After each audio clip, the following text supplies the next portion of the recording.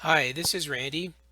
In this series of videos, we want to continue moving forward with our project, and our goal with these videos is to install the DNS and DHCP roles and get those configured.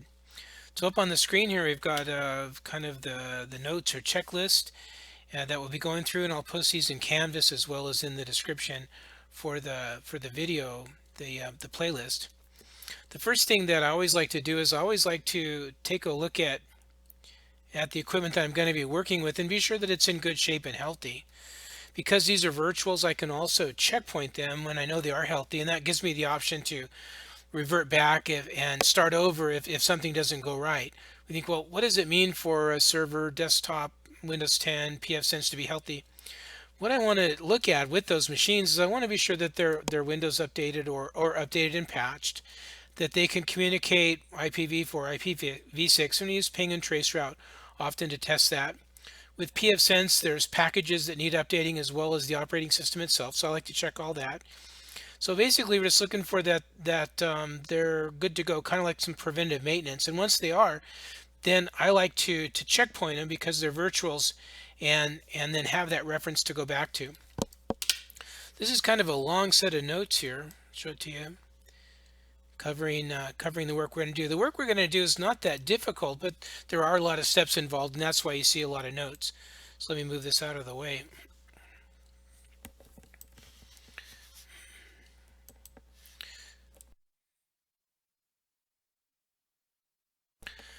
All right, so let's take a look at this Server 2019. This is my Server 1, and I've already done all of the, is it healthy? How's it doing?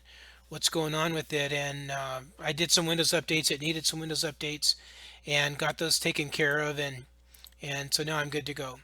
So what I'm going to do then, following kind of my roadmap here, is I want to go ahead and add the DNS and DHCP roles. Now, with some roles, it makes sense to add them independently, but with DNS and DHCP, it's really pretty easy or pretty common to go ahead and install both roles at the same time.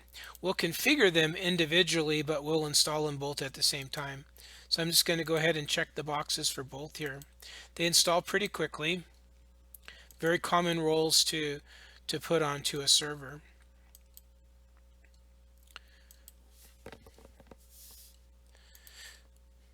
So while these are installing, I'm going to go ahead and pause the video, and then I'll pick back up after they're installed. Okay, so the role finished installing, and I just want to bring my roadmap back in here, and let's take a look at what we're going to do. We're going to work with DNS first. So it's right here. And what I want to do is I just want to create a forward lookup zone named IP, and I want to add some records to it. Then I want to create reverse lookup zone, and there's one of those for IPv4 and IPv6. And then I want to populate those. I'm going to go ahead and put static entries in for server 1, and then static entries in for PF1. I'll go ahead and do that. Then I'll go ahead and test. And I decided when I was kind of going through this and prepping for the videos, I decided before I left I would go ahead and then add the static records for Windows 10. So we're going to create a forward lookup zone for my name. Okay, I happen to have this name right here, Cancun.sitelabs.net. And then again, our IP addresses are unique. And so I'm 192.168.50.0, and then you can see here my IPv6 is unique. So you need that information. That information, as of course, is in PDF files that we've been sharing. And let's take a quick look at those. I reference this PDF here all the time. I went ahead and filled it out. So we're going to be putting the A and Quad A records and the PTR record for PF1, and we're going to put it into the Cancun.sitelabs.net, and that's a forward lookup zone. And we only need to do the LAN side of that, and we're going to do the same thing for server 1, and then the same thing for Windows 10. We're going to add an A IPv4 record, a Quad A and IPv6 record, and then a reverse lookup record. Reverse lookup records are often considered optional, but we're going to go ahead and do those. And again, where you get all that from, these PDF files are in Canvas, and you can go up in there and you can get your name, and you can get your different IP address box. You probably already have all this this you've had to have all this just to get this far in the project. Okay, so having done that, let's take a quick look right away. Notice that we do have the yellow triangle indicating there's more to be done, and it tells us there's more to be done for DHCP. Okay, and we do have two new tools added. We've got the DNS tool here and the DHCP tool added. Let's go ahead and start working with DNS. So I do need to know my DNS delegation is the term that's used when you're given a part of the DNS database to manage. We call that a delegation. So the parent domain name is sitelabs.net, and then within that I'm going to create for Cancun, and as each of us are going to create for our own.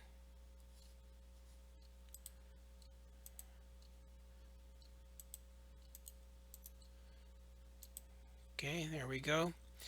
So it's a wizard here. The wizard helps you create a zone. What do you want to do?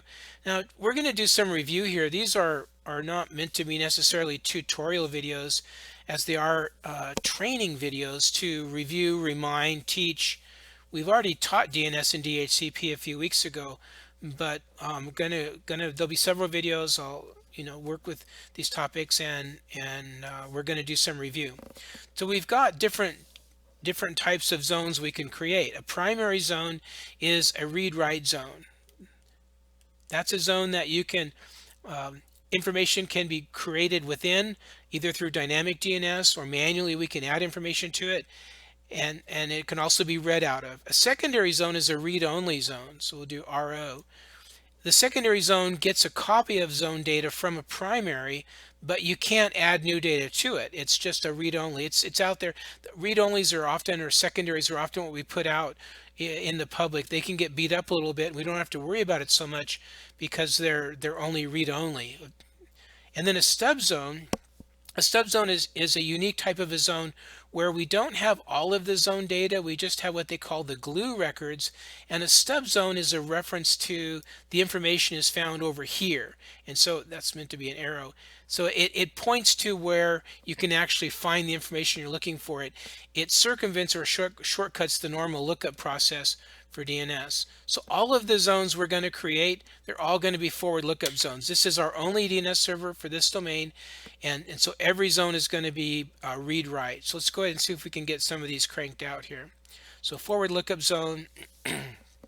Forward lookup is named IP.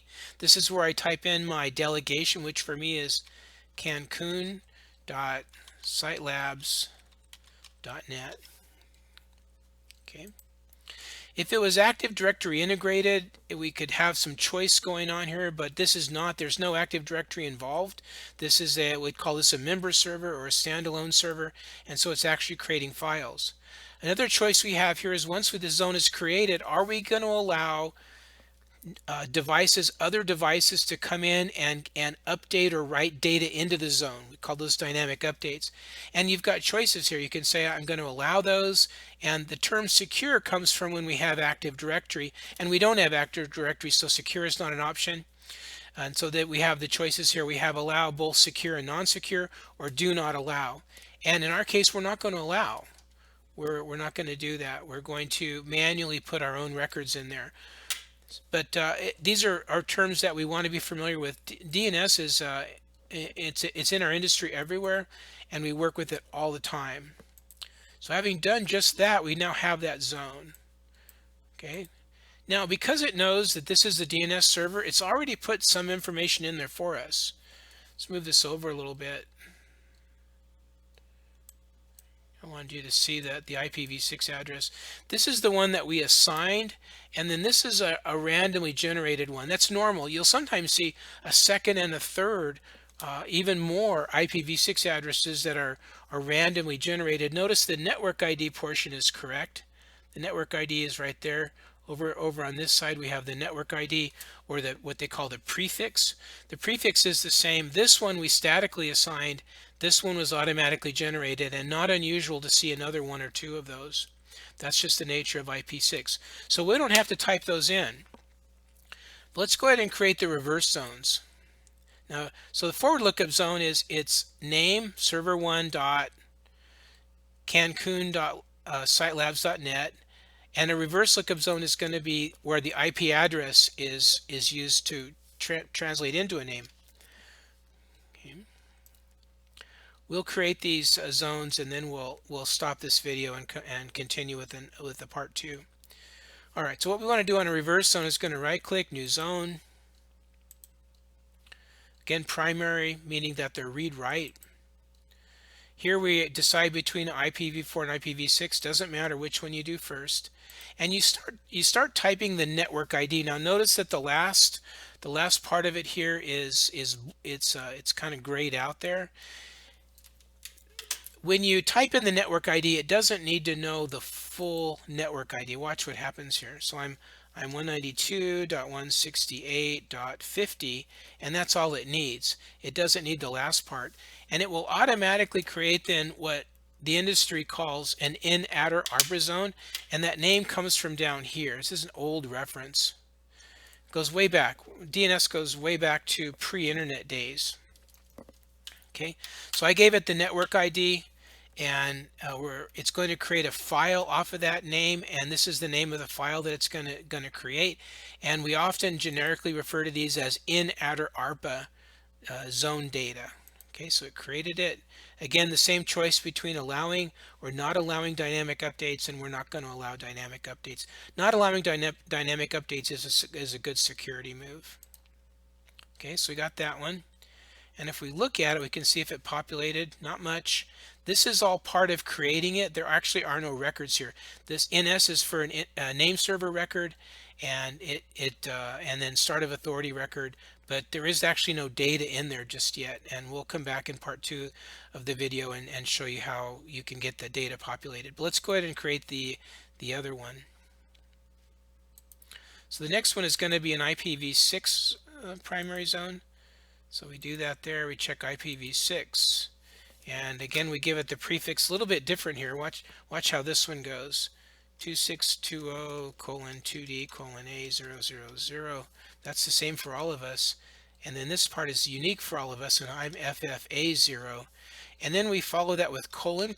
The colon then makes a break for us, and then we follow that with a /64.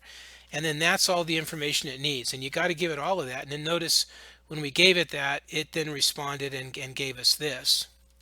So that's good. And let's go ahead and we'll OK. Okay, so we got that, and we move forward. We have to actually create the name of the file with an IPv6 one. I'm just going to call it